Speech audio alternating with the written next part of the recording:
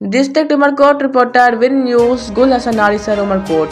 आरिसर तंजीम के सदर ऐं चीफ खलीफ़े जीलानी जमायत मोहतरम हाजी रज़ा मोहम्मद आरिसर साहब जिन जूं दिल जी गहरायुनि सां महिरबानियूं, जिन पंहिंजी ज़ाती ख़र्च सां ॻोठ साबू आरिसर में समर पंप लॻाए ॾिनो।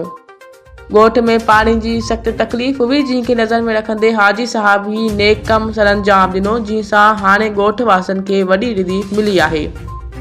ॻोठ साबू आरिसर जे समूरनि रहवासियुनि तरफ़ां हाजी रज़ा मोहम्मद आरिसर साहब जिन जूं दिल जी गहरायुनि सां शुक्रियो अदा कयो वञे थो ऐं संदनि लाइ दुआ आहे त अल्लाह पाक खेनि हिन नेक अमल जो बहितरीन अजर अता फरमाए। अज मौजूद आहियूं ॻोठ साबू आरिसर में, ज़िला उमरकोट में।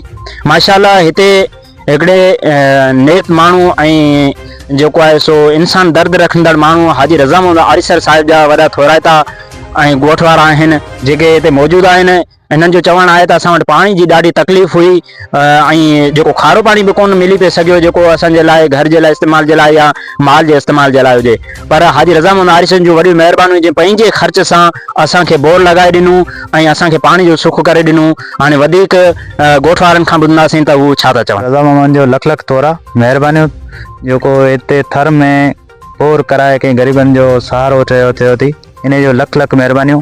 इहो ग़रीब माण्हू मदरसो बि आबाद थियो, ॻोठ वारा सभु आबाद थिया ऐं पाणी जो वॾी तकलीफ़ हुई जो 11 12 हज़ार ॾे गाॾियूं लाराईंदा, उन जी सभु तोरा था सभु अॼु गॾु थिया वेठा आहिनि। उन्हनि जे लख लख तोरा ऐं रज़ा मोहम्मद आरिसर जा रज़ा आरिसर जूं वॾियूं महिरबानियूं असां पाणी जो ॾुखो हाणे सुख करे ॾिनी।